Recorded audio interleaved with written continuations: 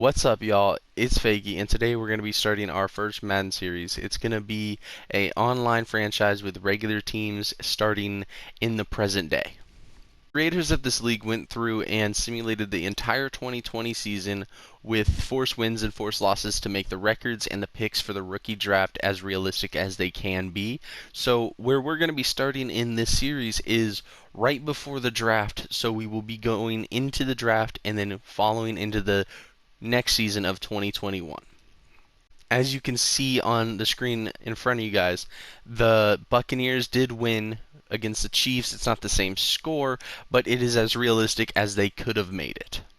To start out the series, we're going to go ahead and do a brief team overview to see what positions we're lacking in and what we're looking to target in the upcoming draft, and to see what our expectations are for the team as a whole.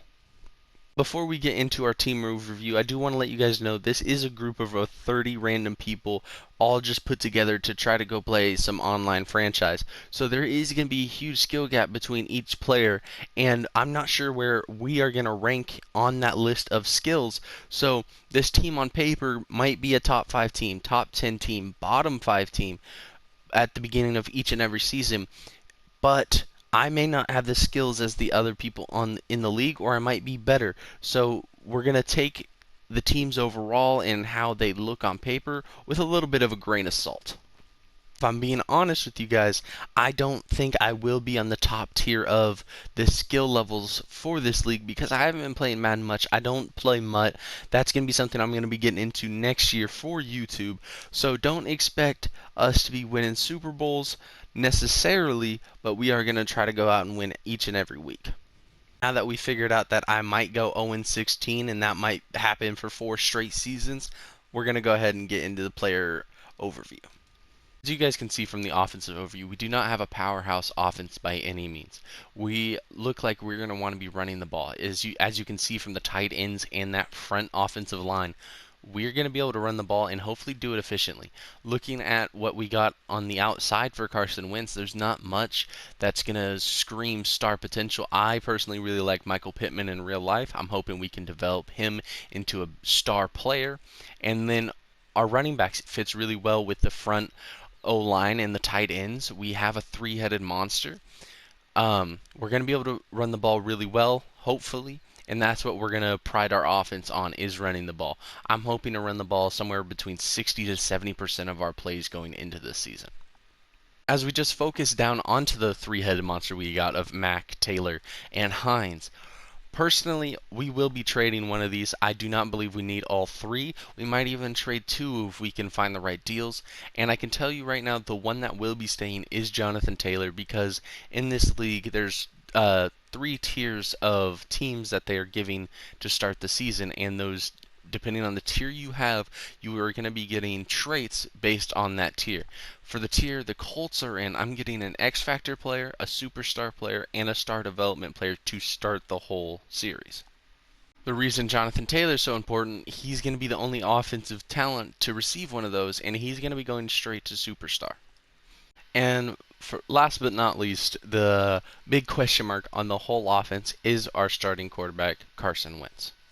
Indianapolis Colts have just recently traded for Carson Wentz to be their quarterback of the future, and you can see he's going to be making $30 million for the next 4 years, so we are going to be strapped to his contract even though he is 28. So we are going to be looking for him maybe not to be a superstar quarterback like he might be able to do in real life, but we're going to make sure he's one of the best game managers in the league.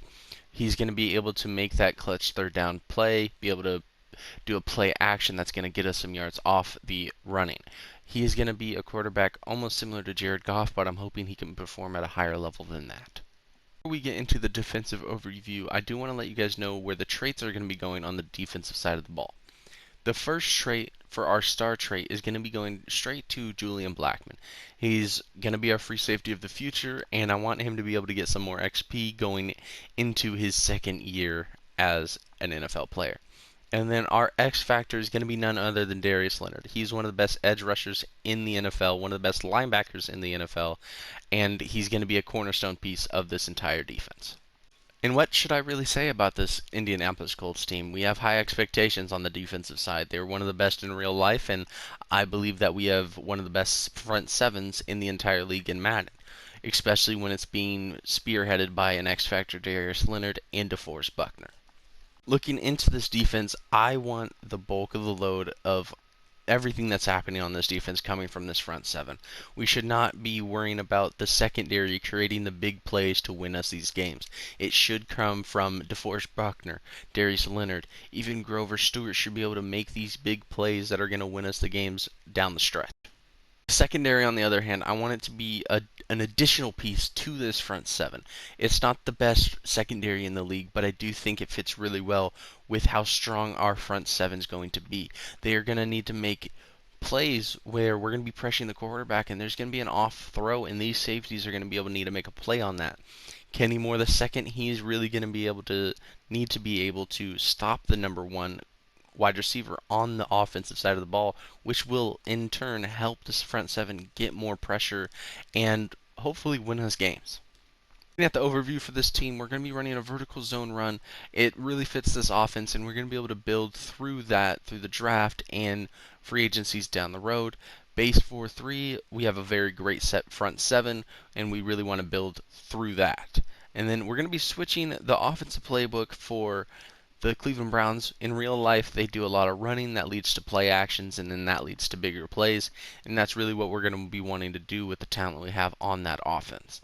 And we're going to be sticking with the Colts defensive playbook. It works really well for the front seven, and that's basically it.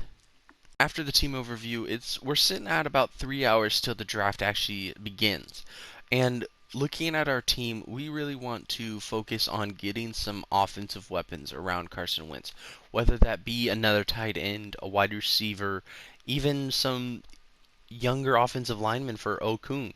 That's what we're going to be targeting. We might draft a backup quarterback because Jacob Eason's not going to be it after Carson Wentz or even before Wentz is gone. So with our first pick in the draft, we will be targeting offense unless a trade arises. Following that, I'm going to go ahead and see you guys as soon as we get to the draft or I have made a trade. A few hours now, and we just got done with the draft and then the free agency right after the draft. And our first pick is actually a defensive player, and that's going to be Dylan Moses at middle linebacker behind Avery Williamson. He's a player that I do believe is going to be able to contribute as a starter soon into the first season here. And the reason we had to go here, he was one of the most talented guys left, and all the wide receivers I wanted, quarterbacks, linemen, and corners were all gone. So I went with the next best pick in Dylan Moses. Unfortunately for Dylan Moses, he was only a normal dev trait when we drafted him, but as you can see, he is a 73 basically consistently through all the archetypes of a linebacker, and he's going to be a really nice fit with the other linebackers and the other defensive players on our team. With our second pick in the draft, we went ahead and went lineman, left tackle Liam Itchenberg. Unfortunately, we were not able to retain our left tackle Okung, so we did need to take a position of need here, and I believe he was the next best available. And he is a 70 overall with pretty good all-around stats, and he has a hidden development, so that's probably going to be anything from star to superstar. Hopefully at the age of 24, it's at least superstar, but second round, probably looking at star based off the other archetype overalls. Unfortunately, we did not have a third round pick going into this draft, so our fourth round pick in the final pick picked by the users of the teams, and then we went to sim the rest, is we got Armani Gainer. He is a super fast linebacker. He's very raw, but he has a lot of athleticism, which I believe is going to be able to get him to be able to get that overall up and be able to be a huge contributor in the pass rush game next to Darius Leonard. He is a hidden development at only the age of 21, so we're really hoping for star, and that's just because he's a fourth round pick, and if we can get anything over that, I believe this is one of the steals of the draft.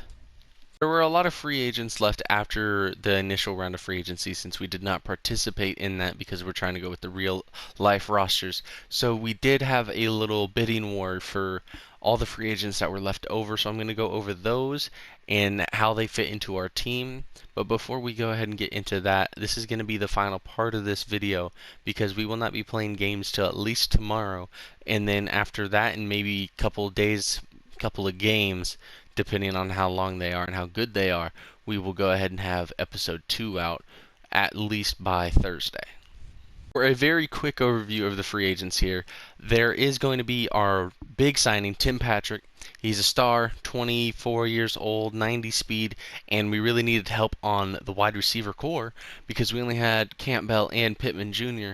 We also have Alan Lazard we were able to pick up to add to that wide receiver core. So now I'm actually really liking what we have around Carson Wentz. A lot of height and decent enough speed. And then we also picked up Sam Darnold. The Jets decided to release him, or the Panthers. Not sure which team he was on for this one. But we went ahead and picked him up for a $6 million 1-year deal. And then we picked up Marcus Cannon, backup lineman basically, for if anyone goes down. We also were able to pick up Max Williams just to add to the tight end depth. And then as we get to the defensive side of the ball, we went ahead and picked up Everson Griffin, who's was here last year. Now we're going to just retain him. Levi Wallace, who is another big pickup. And that is all the players we were able to get through the free agency. And if you did enjoy episode 1 of our online franchise, go ahead and leave a like and consider subscribing. And if you potentially might want to be able to join this league, we are a PlayStation 4 league.